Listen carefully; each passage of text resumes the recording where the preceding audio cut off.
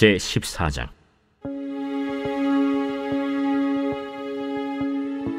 스루야의 아들 요압이 왕의 마음이 압살롬에게로 향하는 줄 알고 드고아에 사람을 보내 거기서 지혜로운 여인 하나를 데려다가 그에게 이르되, 청하건대 너는 상주가 된 것처럼 상복을 입고 기름을 바르지 말고 죽은 사람을 위하여 오래 슬퍼하는 여인같이 하고 왕께 들어가서 그에게 이러이러하게 말하라 하고 요압이 그의 입에 할 말을 넣어주니라. 드고아 여인이 왕께 아를 때 얼굴을 땅에 대고 엎드려 이르되, 왕이여 도우소서. 무슨 일이냐? 나는 진정으로 과부니이다. 남편은 죽고 이 여종에게 아들 둘이 있더니 그들이 들에서 싸우나 그들을 말리는 사람이 아무도 없으므로 한 아이가 다른 아이를 쳐 죽인지라 온 족속이 일어나서 당신의 여종 나를 핍박하여 말하기를 그의 동생을 쳐 죽인 자를 내놓으라. 우리가 그의 동생 죽인 죄를 갚아 그를 죽여 상속자될 것까지 끊겠노라 하오니, 그러한즉 그들이 내게 남아있는 숫불을 꺼서 내 남편의 이름과 씨를 세상에 남겨두지 아니하겠나이다. 내 집으로 가라. 내가 너를 위하여 명령을 내리리라. 내 주 왕이여, 그 죄는 나와 내 아버지의 집으로 돌릴 것이니 왕과 왕위는 허물이 없으리이다. 누구든지 내게 말하는 자를 내게로 데려오라. 그가 다시는 너를 건드리지도 못하리라. 청하건대 왕은 왕의 하나님 여호와를 기억하사 원수 갚는 자가 더 죽이지 못하게 하옵소서. 내 아들을 죽일까 두렵나이다. 여호와께서 살아계심을 두고 맹세하노니 내 아들의 머리카락 하나도 땅에 떨어지지 아니하리라. 청하건대 당신의 여종을 용납하여 한 말씀을 내 주 왕께 여쭙게 하옵소서. 말하라. 그러면 어찌하여 왕께서 하나님의 백성에게 대하여 이 같은 생각을 하셨나이까? 이 말씀을 하심으로 왕께서 죄 있는 사람같이 되심은 그 내쫓긴 자를 왕께서 집으로 돌아오게 하지 아니하심이니이다. 우리는 필경 죽으리니 땅에 쏟아진 물을 다시 담지 못함 같을 것이오나 하나님은 생명을 빼앗지 아니하시고 방책을 베푸사 내쫓긴 자가 하나님께 버린 자가 되지 아니하게 하시나이다. 이제 내가 와서 내 주 왕께 이 말씀을 여쭙는 것은 백성들이 나를 두렵게 하므로 당신의 여종이 스스로 말하기를 내가 왕께 여쭈오면 혹시 종이 청하는 것을 왕께서 시행하실 것이라 왕께서 들으시고 나와 내 아들을 함께 하나님의 기업에서 끊을 자의 손으로부터 주의 종을 구원하시리라 함이니이다. 당신의 여종이 또 스스로 말하기를 내 주 왕의 말씀이 나의 위로가 되기를 원한다 하였사오니 이는 내 주 왕께서 하나님의 사자같이 선과 악을 분간하심이니이다. 원하건대 왕의 하나님 여호와께서 왕과 같이 계시옵소서. 바라노니 내가 내게 묻는 것을 내게 숨기지 말라. 내 주 왕은 말씀하옵소서. 이 모든 일에 요압이 너와 함께 하였느냐? 내 주 왕의 살아계심을 두고 맹세하옵나니 내 주 왕의 말씀을 좌로나 우로나 옮길 자가 없으리이다. 왕의 종 요압이 내게 명령하였고 그가 이 모든 말을 왕의 여종의 입에 넣어주었사오니 이는 왕의 종 요압이 이 일의 형편을 바꾸려 하여 이렇게 함이니이다. 내 주 왕의 지혜는 하나님의 사자의 지혜와 같아서 땅에 있는 일을 다 아시나이다. 왕이 요압에게 이르되, 내가 이 일을 허락하였으니 가서 청년 압살롬을 데려오라 하니라.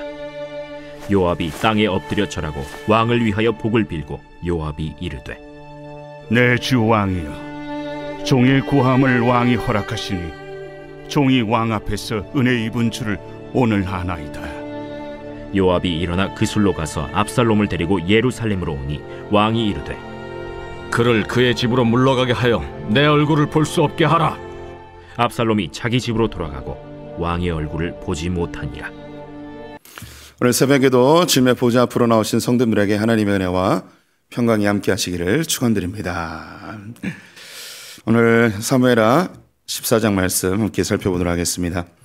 사무엘서는 다윗에 대한 이야기입니다. 다윗의 시작과 끝을 다루고 있는데요. 사무엘상은 다윗을 쫓던 사울의 죽음으로 마무리가 되고요. 사무엘하는 다윗이 이스라엘의 왕으로 등극하는 모습으로 시작을 합니다. 왕위에 오른 다윗은 제일 먼저 수도를 예루살렘으로 옮기고요. 두 번째, 잃어버렸던 법궤를 되찾아옵니다. 세 번째, 법궤를 보관할 수 있는 성전을 짓고자 하지만 하나님께서 그의 손에 피가 많이 묻어 있으므로 허락하지 않으시고 그의 후손 솔로몬에게 짓게 하시죠. 대신에 성전을 짓고자 하는 다윗의 마음을 기쁘게 여기셔서 다윗과 언약을 맺으십니다. 그래서 그의 나라가 영원히 서도록 하는 언약이었습니다. 네 번째 모습은 외부의 적들을 다 정리하고 내부는 정의와 공의로 다스리며 평안한 세상을 만든 것을 보여주고 있죠. 여기까지가 다윗의 이제 승승장구하는 모습인데요. 그런데 이제 사무엘하 10장을 기점으로 11장부터는 다윗의 쇠락의 모습을 보여주고 있습니다. 반복해서 말씀드리고는 있지만 이 쇠락의 모습의 그 핵심에는 은혜를 은혜로 받아들이지 못하는 다윗의 모습이 숨겨져 있음을 보여주고 있습니다.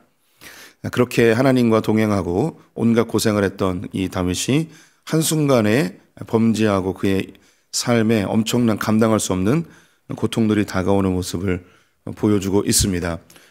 이 모든 것들이 그가 하나님의 은혜로 받지 못하였기 때문이라고 보여주고 있죠. 해답도 보여주고 있습니다. 이 다윗이 자신에게 주어진 이 왕의 자리, 그리고 엄청난 부귀영화, 이것이 자신의 공로, 자신의 의로움, 자신의 업적이라고 생각했던 그의 교만함, 은혜를 은혜로 받지 않고 하나님 주신 은혜를 자신의 공로로 생각한 이것이 모든 시발점임을 보여주고 있습니다. 그러면 어떻게 하면 이걸 회복할 수 있을까요? 그것은 다시 은혜의 자리로 돌아가야 하는 것이죠. 하나님의 은혜를 간구하고 주님의 은혜를 자기의 삶 가운데 임하기를 간절히 소망하는 그 자리로 돌아가야 하는 것입니다. 이것은 우리 성도님들의 삶에 그대로 적용이 되죠. 다윗과 같이 훌륭한 사람도 실수하고 범죄하고 또 그의 삶에 고난이 찾아옵니다. 성경 전체에서 하나님의 마음에 가장 기쁨을 줬던 사람 꼽으라면 몇 안 될 겁니다. 그 중에 한 명이 다윗인데 이 다윗도 이렇게 넘어지고 쓰러지고 실수했습니다. 근데 이 다윗이 하나님의 마음에 더 합하게 될 수밖에 없는 이유는 뭐냐? 감당할 수 없는 그런 엄청난 고난이 다가왔음에도 불구하고 이 다윗은 끊임없이 하나님께로 돌아갑니다. 사실 우리 성도님들이 다윗의 인생 전체를 좀 살펴보신다면 다윗이 행복한 시절이 얼마나 될까요? 그는 이 유소년 시절에는 형들과 그 아버지로부터 철저하게 외면당하는, 무시당하는 그런 인생을 살았습니다. 어린 때니까 얼마나 상처가 됐겠냐 싶겠지만 우리 성도님들 중에도 그런 유소년 시절에 그 따돌림이나 부모님께 인정받지 못하고 하나만 해도 늘 혼나고 그런 유년 시절을 지내신 분들이 우리 가운데도 계실 겁니다. 돌아가겠냐라고 묻는다면 돌아가고 싶진 않겠죠. 참 암울하고 우울하죠. 또 사춘기의 시절이 굉장히 예민한 시절이고 아직 정체성이 확립되지 않은 때였기 때문에 그가 형들로부터 무시당하고 아버지로부터 무시당하고 형들은 편안하게 집에 있을 때 혼자 양치러 다니고 엄청난 큰 정체성에 큰 상처가 됐을 겁니다. 나는 뭔가, 나는 왜 살아야 되는가, 그런 자존감에 이미 엄청나게 낮은 그런 상태로 살았을 것이 분명하죠. 그가 이제 골리앗을 물리치고 장군으로 섰을 때에 그는 이제 내 인생은 좀 폈나 보다. 이제 내 인생은 이제 행복의 시작이다. 이런 생각을 할 수 있었겠죠. 그런데 어느 순간 몇 년 지나지 않아 20대 초반에 사울로부터 공격을 당하고 모함을 당하고 미움을 받고 그 사울에게 내 목숨을 다 바쳐서 주군을 위해 헌신하리라 이런 다짐이 왜 없었겠습니까? 자기를 인정해주고 자기를 사랑해주는 그런 윗사람을 처음 만난 거죠. 아버지 같은 존재죠. 아버지한테 한 번도 인정받지 못했던 다윗이 한 나라의 왕으로부터 인정을 받는 그 마음 얼마나 기뻤겠습니까? 그런데 몇 년 지나지 않아 원수지간이 되고 도망의 세월을 보내게 됩니다. 10여 년을 도망의 세월을 보내고 그는 늘 죽음의 위협 속에 발도 제대로 뻗지 못하고 들판에서 동굴에서 짐승의 우리에서 그리고 언제 사울의 군대가 추격할지 모른다는 그 긴장감 속에서 그리고 양식도 제대로 공급받지 못해서 굶주림 속에서 또 고을로 도망다니면 늘 밀고를 당해서 사람을 믿지 못하는 그런 정서적으로 엄청난 피폐한 삶을 30세까지 계속 살았죠. 이제 유다의 왕으로 그리고 이스라엘의 왕으로 이제 조금 편안한 세월을 보내는가 싶었는데 또 몇 년 지나지 않아서 우리아의 아내 밧세바를 범하고 또 우리아를 죽이고 암논이 자기의 딸을 겁탈하고 또 압살롬은 암논을 은밀하게 죽이고 아들과의 관계는 완전히 틀어져서 연락도 안 지내고 지금 이런 상태의 다윗입니다. 그 이후의 삶도 성도님들이 아시죠. 압살롬이 자기의 왕좌를 빼앗아 폐위시키고 도망 다니고 또 왕자들은 왕위를 차지하기 위해서 서로 다투고 뭐 이런 일들이 반복됩니다. 다윗의 인생을 간략하게 설명을 해드렸는데 한번 보십시오. 다윗의 인생 중에 즐거웠을 때, 행복했을 때 얼마나 됐을까요? 그가 이제 장군으로서 활동했을 때 몇 년? 또 혹은 도망자의 세월에서 아비가일을 만나서 그 마음에 정서적인 위로를 좀 얻었을 때, 혹은 그가 왕위에 올라서 법궤를 옮겨오고 성전을 짓고자 하고 뭐 이런 시절 다 합쳐도 뭐 10여 년이 채 되지 않았을 것 같습니다. 어쩌면 이 다윗의 인생이 우리 성도님들의 인생과 크게 다르지 않을 수도 있습니다. 불우한 유년 시절을 보내고 또 청년 시절에는 무엇인가 늘 쫓기며 아직 안정되지 않고 내가 뭔가 성공해야 되는데 또 삶의 기반을 좀 마련해야 되는데 그런 늘 쫓김의 세월, 어디 가도 발 쭉 뻗고 자지 못하고 늘 마음에 불안함이 가득했던 우리 성도님들의 20대 세월이 있을 것입니다. 30대 이제 결혼해서 자녀를 낳고 뭔가 좀 행복할 것 같은데 내 인생에 늘 찾아오는 문제들, 자녀의 문제, 부부 관계의 문제, 직장에서 치이고 그런 삶들. 그래서 좀 뭔가 아파트도 좀 얻고 이제 삶도 좀 안정되는 듯 하였지만 또다시 찾아오는 삶의 많은 문제들. 다윗의 인생이 우리의 인생과 크게 다르지 않을 것 같습니다. 오늘 본문은 이 압살롬이 그의 형 암논을 죽이고 그의 외할아버지 집으로 도망한 이후에 발생한 일입니다. 3년 정도가 지났습니다. 이제 다윗에게는 이 압살롬에 대한 미움도 점점점 이제 바닥을 나게 되고 이제 왕위를 이을 세자가 필요한데 지금 암논은 죽었고 둘째 아들은 성경 속에서 사라졌고 이제 셋째 아들 압살롬이 왕위에 올라야 되는데 이제 그 다음 단계를 고민하게 되는 거죠. 근데 이 압살롬은 돌아오지 않고 근데 그 밑에 있는 자녀들에게는 이 왕위를 물려주기에는 아직 어리기도 하고 그 왕으로서의 기질도 좀 부족해 보이고 머릿속에 계속 계산하는 거죠. 고민하는 거죠. 누구를 이제 세자로 책봉할 것인가. 근데 아무리 생각해도 압살롬밖에 없는 거예요. 그래서 그의 마음이 좀 누그러지게 되자 요압 장군이 이 압살롬을 데려와야겠구나. 그래야지 다윗도 살고 이 나라도 살겠구나 라는 생각을 하게 됩니다.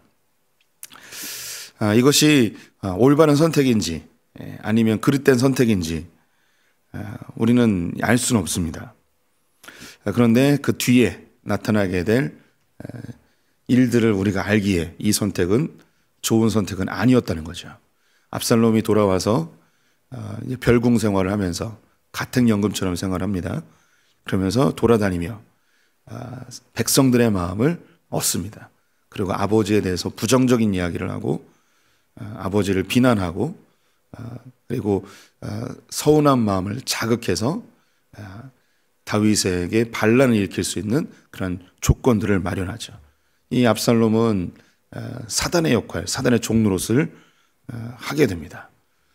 그를 왕궁으로 다시 돌아오게 하는 그 역할을 요압 장군이 하게 되죠. 요압 장군은 이 일에 대해서 하나님께 묻거나 하나님이 무엇을 기뻐하시는지 그리고 하나님이 어떻게 이 일을 행해 나가시는지 전혀 살피지 않습니다. 그는 신하로서 혹은 능숙한 이 사회인으로서 그리고 자기의 직분에 맞는 그 충성심 여러 가지가 복합적으로 이 일을 빨리 해결해야겠다라는 생각만 하고 있었던 듯합니다. 그래서 드고아에 있는 지혜로운 여인을 한 명 불러옵니다. 그리고 그에게 할 이야기를 심어주죠. 할 이야기를 심어줬다는 건 뭐냐? 이 모든 이야기는 다 거짓말이라는 것입니다. 지혜로운 이야기 같지만 이 이야기는 다 거짓말입니다. 이 여인이 했던 이야기 우리가 좀 읽었지만 자기는 남편이 죽었대요.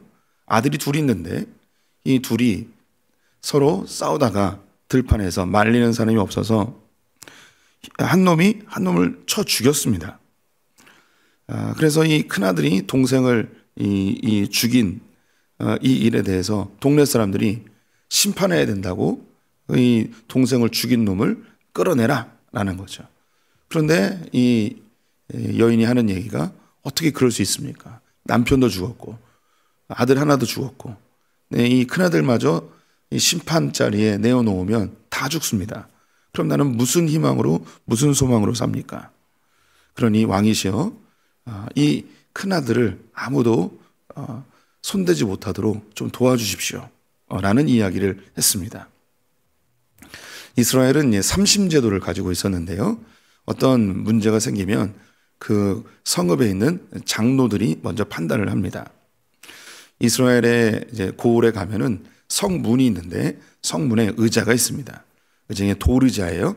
이렇게 제가 뭐 간 곳이 많지는 않지만 이렇게 4개 의자가 있기도 하고 6개 의자가 있기도 하고 10개 의자가 있기도 하고 이렇게 의자가 있습니다. 돌의자로 되어 있는데 여기에 앉아서 재판을 해주는 겁니다. 이게 1심이에요. 근데 이 장로들이 그 사안을 보고서 도저히 풀지 못하면 그 지역에 있는 레위 성에 가서 레위인들의 성읍에 가서 2심을 받습니다. 제사장들에게 심판을 받는 거죠. 이 제사장들도 이것을 심판을 못하면 3심으로 어디로 가냐면 왕에게 가는 겁니다. 그래서 뒤에 나오게 될 솔로몬의 유명한 재판이 있죠. 두 창기가 한 아이를 놓고 내 아들이라 이렇게 싸우는 장면이 있습니다. 이게 솔로몬에게까지 온 것은 장로들이 판단하지 못하고 제사장들도 판단하지 못해서 왕에게까지 온 거예요. 지금 여기에 이 여인이 왕에게 온 것은 그냥 다이렉트로 왕에게 오는 뭐 이런 개념은 아니고요. 이 다윗은 아마 1심, 2심 다 통과해서 여기까지 왔나 보다 해결을 못해서 뭐 이런 상황으로 보시면 되겠습니다. 그도 그럴 것이 사람을 죽였는데 이건 당연히 율법으로 심판을 해야겠죠. 그런데 아들이 하나밖에 안 남았어요. 그러면 이 가문의 기업이 끊어져 버리는 거죠. 그럼 어떻게 해야 될지 모르는 그런 상황으로 판단이 듭니다. 그래서 이 왕에게까지 온 것처럼 상황을 꾸며 놓은 거죠. 근데 이것은 이제 다 거짓이었습니다. 왕은 있는 그대로를 받아들이고 네가 이 큰아들마저 죽으면 정말 삶에 소망이 없겠구나. 내가 너를 위해서 이 아들을 꼭 지켜줄 수 있도록 내가 조문을 내릴 것이다 라고 이야기를 합니다. 아무도 네 아들을 죽이지 못할 거다 라고 이야기를 하죠. 그랬더니 그때서 이제 이 여인이 요압이 심겨놓은 진짜 이야기를 하죠.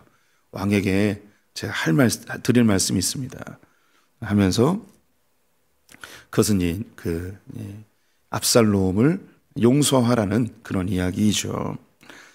왕께서 죄 있는 사람 같이 이 압살롬을 대하시면 안 됩니다. 이 압살롬이 암논을 죽인 거 그만한 이유가 있지 않겠습니까? 당신도 다 알지 않습니까? 그러니 죄 있는 사람 좀 대하지 말고 이 사람을 데려오십시오 라고 했더니 이 다윗이 이 이야기 너에게 나온 거 아니지? 네 뒤에 요압이 있지? 네, 맞습니다. 요압이 이 이야기를 다 저에게 해 주었습니다. 그래서 요압을 부릅니다. 상황이 이렇게 됐으니 그러면 가서 요압 장군 압살롬을 데리고 와라. 압살롬을 데리고 옵니다. 그런데 데리고 왔는데 화해하고 왕자로서의 지위를 회복하고 일상생활을 살게 해야 되는데 그렇지 않은 거예요. 24절에 보면 왕이 이르되 그를 그의 집으로 물러가게 하여 내 얼굴을 볼 수 없게 하라 하매 압살롬이 자기 집으로 돌아가고 왕의 얼굴을 보지 못하니라. 데리고 오라고 했는데 이 압살롬을 왕자의 자리에 올려놓지 않고 그를 자기의 집에 가둬버립니다. 가택연금을 한 거죠. 아버지가 아들을 보지 않는 거예요. 성경에는 이 부분을 자세하게 설명해 주고 있지 않습니다. 왜 이렇게 얼굴을 안 보고 집에 가둬놓게 되었는가? 요압 장군은 하나님께 묻지 않고 인간적인 판단과 인간적인 생각으로 이 일을 진행했습니다. 근데 다윗 입장에서는 다윗이 이런 고난 속에서 우리 어제 보았던 건데 하나님의 은혜를 구하며 하나님이 인도하시는 대로 지금 따라가는 상황입니다. 자기의 삶에 고난이 왔을 때 우리는 이 고난을 빨리 해결하거나 아니면 회피하거나 이런 두 가지 반응을 보입니다. 그런데 다윗은 자기에게 찾아온 이 고난 앞에서 하나님의 은혜를 구하며 하나님이 어떻게 인도하시는지 잠잠히 보면서 갑니다. 요건 이제 요 사안은 또 뒤에 더 나타나게 될 건데요. 다윗은 자신이 왕이 되는 자리에 오를 때도 자기의 힘으로 그 왕의 자리에 오르려 하지 않았습니다. 쫓김의 세월 속에서 하나님이 약속하신 것을 바라보며 하나님이 해나가는 것을 잠잠히 기다리고 있죠. 이 다윗은 사울을 죽이고 왕위에 오를 수도 있었습니다. 이제 자기가 왕의 자리에 오르려고 하는 거죠. 반대로 이 쫓김의 세월에 이 갈등과 이 고통의 세월을 벗어나고 싶은 욕망도 분명히 있었겠죠. 나 왕 안 해 하고서 그냥 안 해버릴 수도 있습니다. 두 가지 선택지. 사람은 그렇게 이제 좌로나 우로나 치우치는 성정이 있는데요. 근데 다윗은 내 힘으로 왕이 되는 것, 사울을 죽이고 왕이 되는 것, 이것도 선택하지 않았습니다. 왕의 자리 짜증나, 다 필요 없어 하고 도망가는 것, 이것도 선택하지 않았습니다. 너무 고통스럽지만 하나님이 자신을 향한 계획을 완성해 가실 것을 기다리면서 무엇인가 이룸에 대한 이 자리에서 하나님 앞에 잠잠히 기다리며 하나님이 이루실 것을 소망하죠. 이것이 다윗의 아무것도 하지 않는 영성입니다. 무엇인가 이루려 하는데 자기 뜻대로 하지 않고 하나님께 맡기는 거죠. 이 인생의 후반부는 성공이 아니고 문제 속에 계속 있습니다. 이 문제 속에서 다윗이 어떻게 하는가? 이 문제를 자기의 권력으로 해결할 수 있습니다. 짓눌러 버릴 수 있죠. 이게 우리가 할 수 있는 첫 번째 방법입니다. 두 번째 방법은 이 문제와 갈등이 너무너무 싫은 거예요. 고통스러운 거죠. 그러면 도망가 버리는 거예요. 외면해 버리는 거죠. 근데 다윗은 이 문제 앞에서 자기의 힘으로 해결하려 하지도 않고 외면하지도 않습니다. 어떻게 하느냐? 이 문제의 고통 속에 하나님이 일을 어떻게 해나가시는지 은혜를 구하며 그 길을 따라가는 거죠. 이것이 다윗의 또 다른 아무것도 하지 않는 영성입니다. 제가 이제 아무것도 하지 않는 영성을 강조하는데 책을 좀 보시라는 의미입니다. 조금 더 설명해 드리면 사람은 살면서 무엇인가 열심히 하며 삽니다. 사람은 모두가 다 열심히 해요. 사기꾼들도 열심히 사기를 치고요.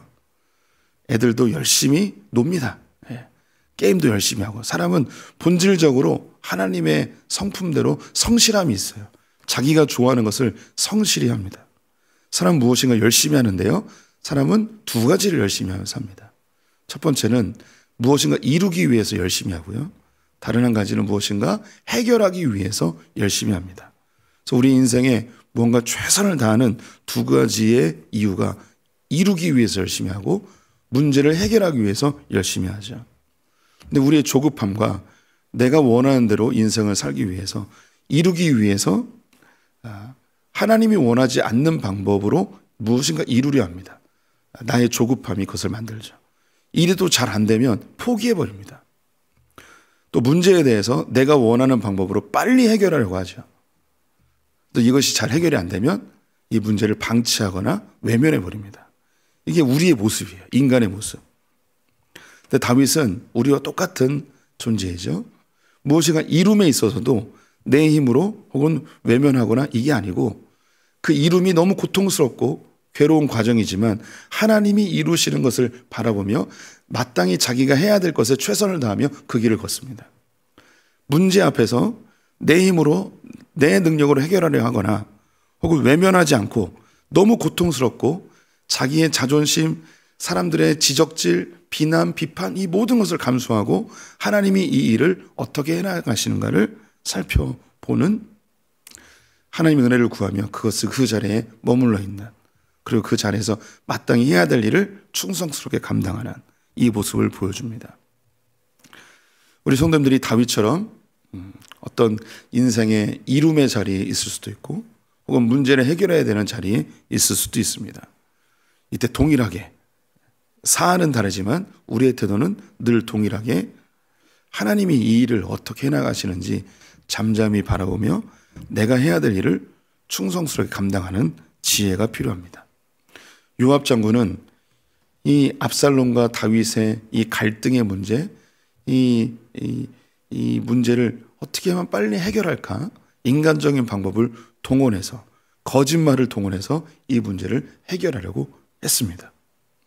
그 결과는 이 압살롬의 반란으로 이어지게 되죠.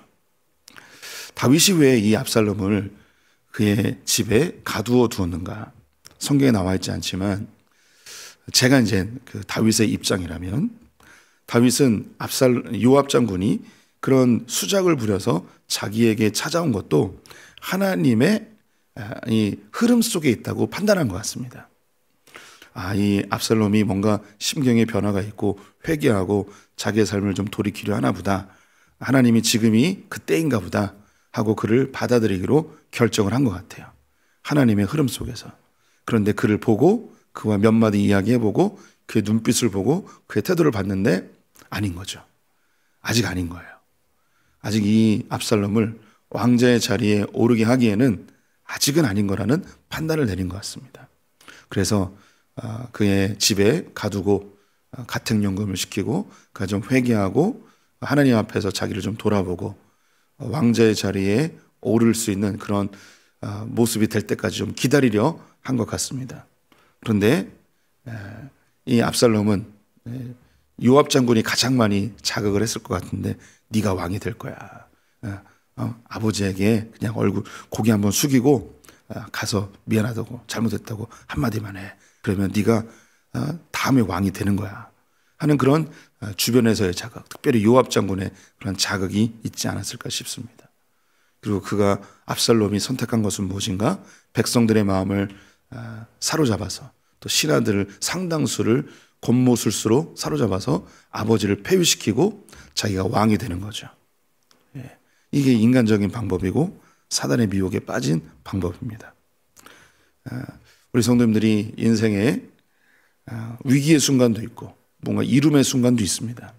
이때 나의 방법을 내려놓고 하나님이 이 일을 어떻게 해나가시는지 잠잠히 바라보는 하나님의 지혜로운 자들, 하나님께 칭찬받는 분들 되시기를 축원드립니다. 기도하겠습니다. 하나님 아버지 감사합니다. 다윗의 인생이 우리의 인생임을 살펴보았습니다. 우리는 늘 무엇인가 이루기 위해서 열심을 내지만 우리의 조급함이 하나님의 방법이 아닌 세상의 방법 혹은 죄된 방법으로 그것을 이루려 하였던 수많은 순간들이 있음을 인정합니다. 또한 문제가 생겼을 때 그 조급함에 하나님의 방법이 아닌 인간의 방법, 세상의 방법을 사용하다 이를 더 그르칠 때도 있었음을 고백합니다. 하나님 우리가 잠잠히 십자가의 길, 복음의 길, 말씀의 길을 찾아가는 다윗의 신앙의 모범을 따르게 하여 주시옵소서. 십자가 앞에서 외면하거나 혹은 하나님께 도전하지 않고 묵묵히 그 길을 걸으셨던 예수님의 모습처럼 우리도 문제 앞에서 하나님이 인도하심을 잘 살피어 지혜롭게 쫓아가는, 그래서 하나님이 예비하신 참된 복을 누리는 아버지 백성들 되게 하여 주시옵소서. 오늘 하루 주님께 의탁하며 예수님의 이름으로 기도드렸습니다. 아멘.